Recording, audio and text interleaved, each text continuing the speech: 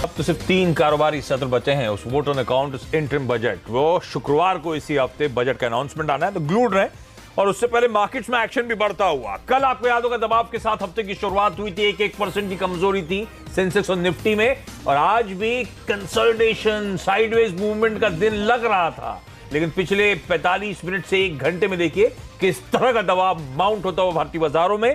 अब सेंसेक्स और निफ्टी 2.5% की कमजोरी के साथ कामकाज करते हुए 10,600 के लेवल्स पर खड़ा है इस समय निफ्टी। तो लगातार सारे इंपॉर्टेंट लेवल्स टेक्निकल और साइकोलॉजिकल टूटते हुए नजर आए हैं। 10,600 के देखिए आपके नीचे इस समय भी कामकाज होता हुआ। तो एट डेज लोज इंडियन इक्विटी मार्केट्स ट्रेड करते हुए, और दबाव बना रहा है IT, oil and gas, private banking space, जिनका वेटेज ज्यादा है। इन सब में प्रेशर के साथ कामकाज हो रहा है। तो बाजार के जो हैवी वेट्स हैं, आरआईएल, एचडीएफसी ट्विंस यानी कि एचडीएफसी बैंक और HDFC limited, Infosys, Larsen and Toubro, ये तमाम वो हैवी वेट्स हैं जो कंट्रीब्यूशन प्लेट अगर स्क्रीन पर आएगी तो वहां पे सबसे ज्यादा दबाव है, वो प्रेशर बनाने का इस समय कामकाज कर रहे हैं।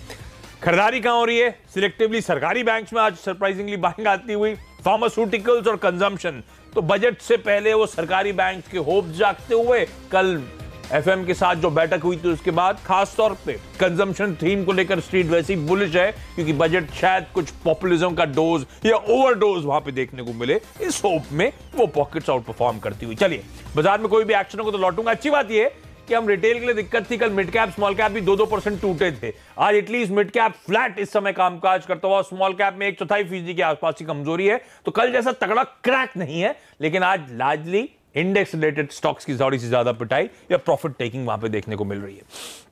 क्विकली स्टॉक्स पे बातचीत कर लेता हूं, फिर मार्केट में कोई भी एक्शन होगा तो लौटेंगे। तो आप शुरुआत करते हैं शैले होटल्स के एमडी और सीईओ संजय सेठी साहब जुड़ते हुए। सेठी साहब स्वागत है। ये शैले होटल सही बोल रहा हूं क्या? प्रोनाउंस सही कर रहा हूं क्या? जी आशीष जी नमस्कार, आप बिल्कुल सही प्रोनाउंस कर रहे हैं इसको। अच्छा, क्विकली स्नैपशॉट आ जाए आईपीओ का। आज खुला है और 31 जनवरी यानी कि परसों थर्सडे गुरुवार को यह आईपीओ बंद होगा। 275 से 280 रुपए का प्राइस बैंड, 53 शेयर्स का लॉट साइज। तो अधिकतम 2 लाख के लिए अगर आप कट ऑफ पे करना है तो 13 लॉट्स के लिए आप सब्सक्राइब कर सकते हैं।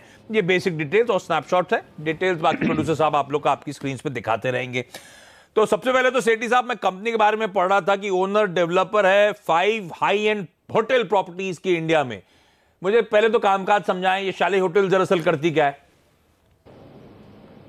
देखिए आशीष जी, हम लोग होटल ओनरशिप मॉडल में ऑपरेट करते हैं, जहां पर हमारे होटल जो हैं, हम लैंड खरीदते हैं, होटल बनाते हैं और उसके बाद ब्रांड्स के साथ, होटल ब्रांड्स, ग्लोबल ब्रांड्स के साथ टाई अप करके उनको मैनेजमेंट कॉन्ट्रैक्ट पे देते हैं। बट इसमें वो फीस हमसे लेते हैं, पर पीएनएल और बैलेंस शीट हमारी रहती है। तो ये जो मॉडल है ये ग्लोबली काफ़ी पॉपुलर मॉडल है, जहां पर ओनर और ऑपरेटर अलग अलग लोग होते हैं। एंड टिपिकली क्या होता है कि एक ओनर होता है जो डेवलप करता है होटल, फिर ऑपरेटर होते हैं और बीच में एसेट मैनेजर्स होते हैं। तो होटल ओनरशिप और asset management Shelley hotels jointly करता है। ये 2 काम हम लोग अपने आप करते हैं। और जो hotel day to day operations है वो मैनेज हमारे लिए ब्रांड्स करते हैं, जैसे कि मैरियट या स्टारवुड पहले थे, अब सारे होटल्स मैरियट के पास चलाते हैं हमारे लिए। ठीक बात। तो आप इन 5 होटल्स के हाई एंड प्रॉपर्टीज के ओनर हैं और आपका करार मैरियट होटल्स के साथ है। उनके अलग अलग ब्रांड्स के अंतर्गत ये होटल्स इस देश में रन करे जाते हैं। अच्छा, वो होटल प्रॉपर्टीज जो 5 हम बार बार नाम ले रहे हैं, 3 मुंबई की हैं, 1 हैदराबाद की, 1 बेंगलुरु की, वो सब आपकी स्क्रीन पे ग्राफिक्स के तौर पर रिप्रेजेंट होगा। ये के रहेजा ग्रुप कॉर्प जो है उसका हिस्सा है। तो के रहेजा तो लीडिंग बिजनेस ग्रुप है, रियल एस्टेट का पार्ट है, तो पेरेंटेज का तो अच्छा खासा फायदा मिलता होगा आप लोगों को उस एक्सपर्टीज का, खासतौर पर रियल एस्टेट की एक्सपर्टीज का। जी, सो आशीष जी, क्या होता है, हमारा जो बिजनेस शैले होटल्स में है ये 4 पिलर्स पे खड़ा हुआ है। उसमें पहला पिलर जो है वो है हमारा ability to source out good quality of land at सही लोकेशन पे और सही दाम पे। So that is the first pillar that we stand on. और ये हमको काफी एडवांटेज अपने ग्रुप कंपनी से मिलता है, the ability to identify the right location and the right price. दूसरा जो हमको पिलर जो हम जिस पे हम खड़े होते हैं वो है एबिलिटी कि हम होटल एक एफिशिएंट कॉस्ट पे बना सकें। और एफिशिएंट कॉस्ट का मतलब कॉस्ट पर स्क्वायर फुट या कॉस्ट पर रूम। एंड उसमें भी हमारे जो एडवांटेजेस हैं, ग्रुप एडवांटेज है, वो हम काफी इफेक्टिवली लेवरेज करते हैं। तीसरा जो हमारा पिलर है वो है ब्रांड या ऑपरेशन। उसमें ऑब्वियसली हमने ग्लोबल ब्रांड्स के साथ टाई अप किया है, जैसे आपने बताया। एंड पहले स्टारवुड और मैरिट के साथ था, वो सारा मैरिट के साथ है, और जैसे जैसे हम होटल बनाते जाएंगे और भी ब्रांड इंक्लूड करते जाएंगे। और चौथा ब्रांड जो है वो क्वालिटी ऑफ एसेट मैनेजमेंट, जहां पर शैले ने कैपेबिलिटी डेवलप की है कि हम किस तरह अपने होटल्स के जो ऑपरेटिंग टीम्स हैं उनको ड्राइव करें बेटर परफॉर्मेंस के लिए। ये सब मिला के जो है हमारी जो आजकल की जो एबिटा नंबर्स जो हम डिलीवर कर पा रहे हैं और रिटर्न ऑन कैपिटल जो रिटर्न कर पा रहे हैं, that is a result of these 4 pillars. पांचवा पिलर जो है वो इंडस्ट्री का पिलर है।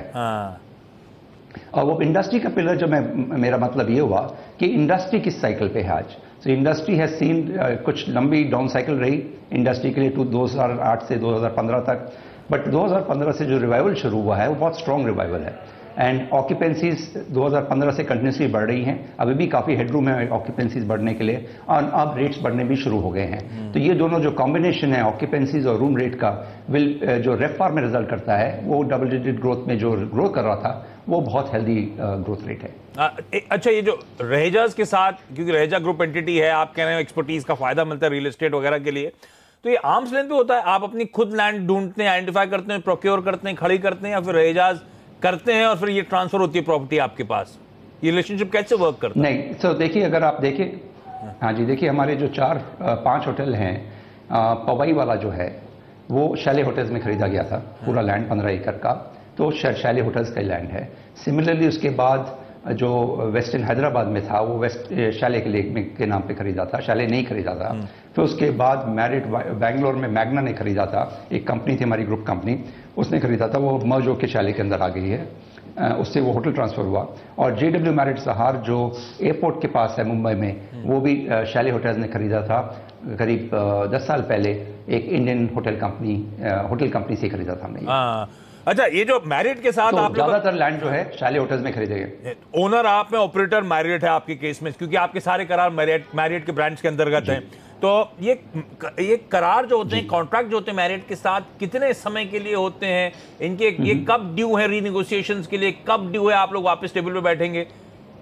जी, तो 2 होटल के जो कॉन्ट्रैक्ट थे 12 साल के थे और 3 होटल के कॉन्ट्रैक्ट 20 साल के थे। उसमें से जो 3 हैं वो रिन्यूअल के लिए आ रहे थे 2021 और 2020 और 2021 में। उसमें से 2 हमने ऑलरेडी नेगोशिएट कर लिए हैं और क्लोज कर लिए हैं। तो वो जो रिस्क जो था कि उसका क्या होगा आगे, वो हमने ऑलरेडी डी रिस्क कर दिया उस बिजनेस को। एंड जो बड़े जो होटल थे, जो पवई का 773 रूम होटल था और वेस्टर्न हैदराबाद में जो था, दोनों के MOU साइन हो गए हैं और हमारी एग्रीमेंट साइन अप हो गई है, MOU साइन अप हो गया है मैरिट के साथ फॉर 15 ईयर एक्सटेंशन। तो ये कोई घबराने वाली बात नहीं, मैं इसलिए बात छेड़ रहा था कि रीनेगोशिएशन के सामने खड़े हैं, RH में पढ़ रहा था मैं, तो वो तलवार लटकी नहीं हुई है, रीनेगोशिएशंस हो गए।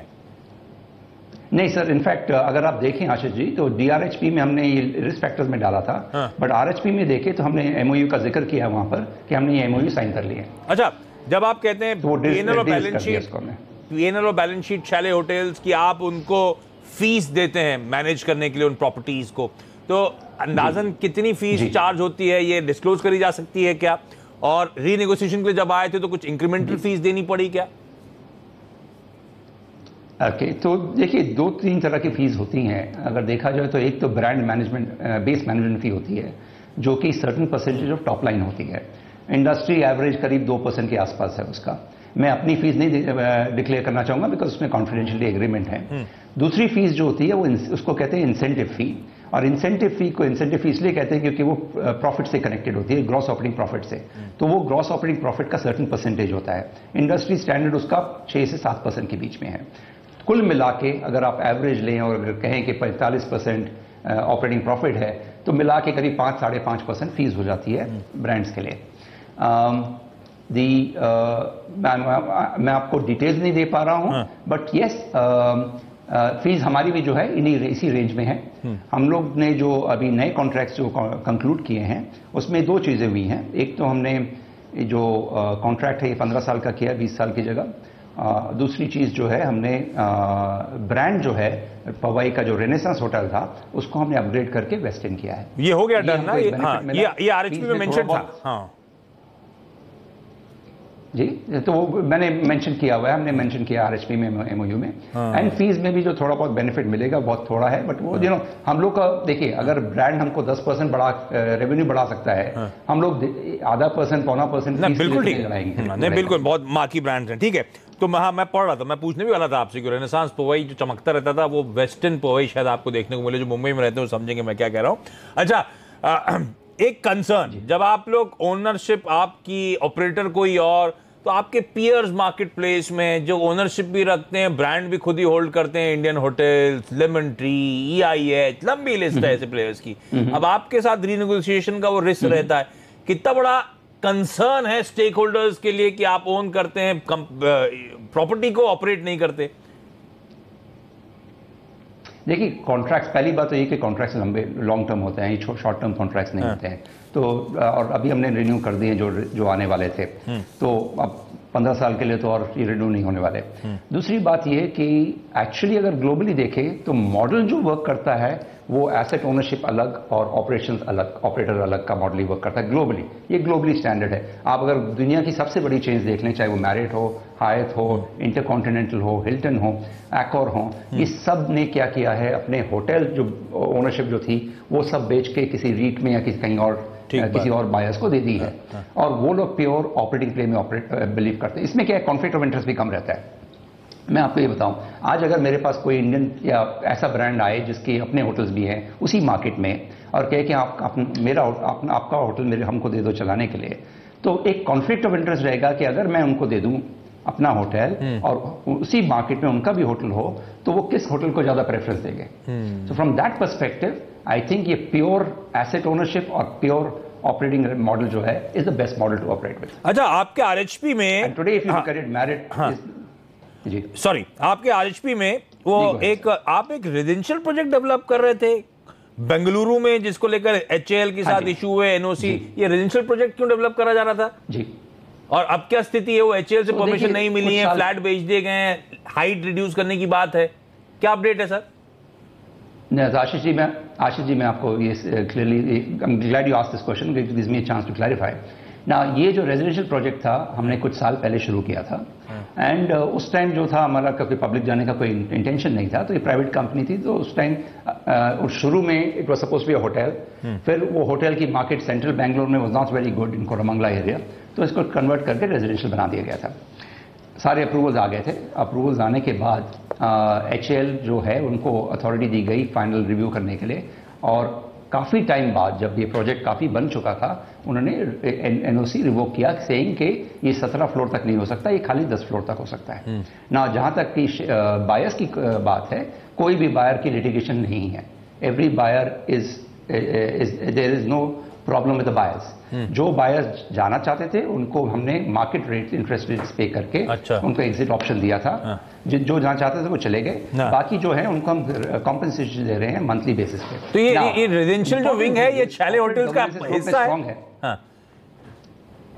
हाँ जी, ये Chalet होटल्स के बुक्स में है, बैलेंस शीट में है। मैं आपको यही बता रहा था कि देखिए, कॉर्पोरेट गवर्नेंस इतनी स्ट्रांग है कंपनी में कि प्रमोटर्स ने एक lead before going to IPO, before going to the public, to से हम इस प्रोजेक्ट को न्यू इन्वेस्टर से पूरा रिंग फेंस कर देते हैं, उनको इंसुलेट कर देते हैं। और कैसे इंसुलेट करते हैं? उन्होंने बोला कि जो भी कैश फ्लो रिस्क है ऑफ प्रोजेक्ट का वो लोग खुद फंड करेंगे थ्रू 0% प्रेफरेंस, एंड वो रिडीमेबल तभी होंगे जब इस पर्टिकुलर प्रोजेक्ट से प्रॉफिट आएंगे।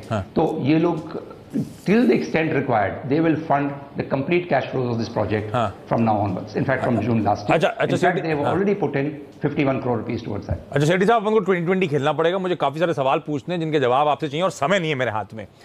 वाशी की प्रॉपर्टी, अब वो वहां पे जो सिडको को जमीन देने के लिए हाई कोर्ट ने कह दिया आपसे, वो प्रॉपर्टी जो थी वो सुप्रीम कोर्ट में अब चल रहा है, क्योंकि हाई कोर्ट ने तो खैर आपके फेवर में जजमेंट शायद नहीं दिया था, अगर मैंने सही रीड करा वो डॉक्यूमेंट। तो क्या स्थिति है सर? जी तो सुप्रीम कोर्ट में हमने SLP फाइल की थी और सुप्रीम कोर्ट ने उस पर स्टे ऑर्डर दे दिया हाई कोर्ट के जजमेंट पे। We are waiting for the committee to decide कि what should be the right thing to do. Meanwhile business is as usual. अच्छा, ये जो आईपीओ आ रहा है कुल मिलाकर 1650 करोड़ रुपए जुटाने की बात है, जिसमें फ्रेश इशू 950 करोड़ रुपए का है। प्रमोटर्स रहेजाज जो हैं वो करीब 690 करोड़ रुपए के आसपास का माल बेच रहे हैं, ऑफलोड कर रहे हैं, ऑफर फॉर सेल पे। तो जो 950 करोड़ रुपए आएंगे, शायद आप अपने डेट बर्डन को रिड्यूस करना चाहते हैं। इस समय बैलेंस शीट का क्या हाल है सर, और इस आईपीओ के बाद जब पैसा आ जाएगा तो डेट इक्विटी कैसी खड़ी होगी? हाँ, सो आशीष जी, ऐसा है कि इस वक्त हमारी जो नेट डेट है करीब 2500 करोड़ है। और आईपीओ का पैसा प्रोसीड्स जो हम डिप्लॉय जब करेंगे, थोड़ा इंटर्न कैश फ्लोज जो है, उससे हम टारगेट कर रहे हैं कि डेट को 1550 करोड़ तक ले आएं अगले 3-4 महीने में। ये विच मीन्स हमारी डेट इक्विटी रेशियो करीब 1.1 हो जाएगा। मैं आपके फाइनेंशियल देख रहा था, 17.5% के आसपास का पिछले 4-5 साल के फाइनेंशियल्स में रेवेन्यू CAGR है, ठीक है, हेल्दी है। पर इशू मेरे को वो बॉटम लाइन के नंबर से, वो प्रॉफिटेबिलिटी लॉसेस कर रहे हैं। जो आपने FY18 में प्रॉफिट भी करा, उसमें वन ऑफ्स को हटा दूं, बॉटम लाइन पे एडजस्टमेंट टैक्स से कर लूं, तो इतना अच्छा प्रॉफिटेबल आंकड़ा नजर नहीं आएगा। और इशू यही है, इंटरेस्ट आउट को जो आपको दिक्कत कर रहा है सर। अब इंटरेस्ट आउट को इस समय शायद FY18 का 200-225 करोड़ रुपए के आसपास था। किस हद तक हालात सुधरेंगे? मैं बॉटम लाइन के फ्रंट पे एक्सपेक्ट करूं उस आईपीओ के बाद एक सस्टेनेबल प्रॉफिटेबल एंटिटी होगी ये कंपनी चाले होटल्स? जरूर। तो मैं आपको ये बताता हूँ कि हमारा जो FY18 के जो नंबर्स थे उसमें कोई वन ऑफ इनकम नहीं थी। वो जो प्रॉफिट्स थे वो स्टैंडर्ड रेगुलर प्रॉफिट्स। हाँ, उसमें कुछ एक्सेप्शनल थे और डिफर्ड टैक्स एडजस्टमेंट वो 17 में था। That was sale of some group shares which led to some profits. But 18 के numbers were the right numbers. There was no exceptional items over there. Now हमारी जो रेवेन्यू और EBITDA CAGR है वो बहुत हेल्दी है। तो उसमें कोई प्रॉब्लम नहीं है। In fact it is going EBITDA तो हेल्दी, यस, रीजनेबल नंबर्स। आप जो कह रहे थे 17%, मैं कह रहा हूं कि वो लास्ट बिटवीन 16 एंड 18 23-24% CAGR पे ग्रो की है। ठीक है। एंड सिमिलरली EBITDA जो है ऑलमोस्ट 50% मार्जिन पे ग्रो CAGR पे ग्रो किया है। I think you are right. जब हमारी डेट कम हो जाएगी करीब 950, इनफैक्ट जब हम कह रहे हैं ये 2500 करोड़ करीब 1550 करोड़ आ जाएगी, तो net saving on interest cost will be about 90 odd crores। वो जो 90 odd crores है will add to the EBITDA number. दूसरी बात जो है, हमारे 2 एसेट्स JW मैरिट सहार के लोकेशन मुंबई में तैयार हैं, जो कि लीज हो गए हैं, जो ऑक्यूपाई हो रहे हैं। उसमें भी सिग्निफिकेंट EBITDA जो है, वो टोटल स्क्वायर फुटेज जो है वो दो एसेट्स में is almost about 5 lakh square foot. Bombay के रेंटल के हिसाब से आप देख लें कितना EBITDA एडिशन हो सकता है। सिग्निफिकेंट EBITDA है। So interest benefit, new income from these new assets and annual growth which is double digits in the past। तो एक आपकी बात से लग रहा है सस्टेनेबल बेसिस पे प्रॉफिटेबल एंटिटी होगी। चलिए संजय सेठी साहब, मजा है आपसे बात करके, डिटेल में धंधा समझाया आपने। क्विकली 1 मिनट बाजार पर नजर डालिए। SBI का स्टॉक डायरेक्टर साहब स्क्रीन पे फायर करिए। क्या प्रेशर अचानक वो माउंट होता हुआ स्टेट बैंक ऑफ इंडिया के स्टॉक पे, देखिए आप, ये क्या कट आया है। L&T का स्टॉक फायर करिए, वही उसी तरह का मैसिव कट L&T में देखने को मिलेगा आपको। इंडसइंड बैंक देखिए आप, किस तरह का दबाव वहां पे गहराता हुआ। तो कई सारे स्टॉक्स अब डेज लोज की तरफ मूव करते हुए। और जहां तक चाले होटल्स मैनेजमेंट से बातचीत करी थी, हेम सिक्योरिटीज की आस्था जैन का कॉल है कि सब्सक्राइब करें, पर सिर्फ लंबी अवधि के पर्सपेक्टिव से, लॉन्ग टर्म नजरिए से ही आप सब्सक्राइब करें इस आईपीओ में, अगर आप चाह रहे हैं तो। मार्केट का मूड देखते हो, अगर आप क्या लिस्टिंग गेम वगैरह देखना चाहते हैं, तो उसके लिए इस समय इस आईपीओ में निवेश से दूर ही रहे, बचें तो जो बेहतर रणनीति।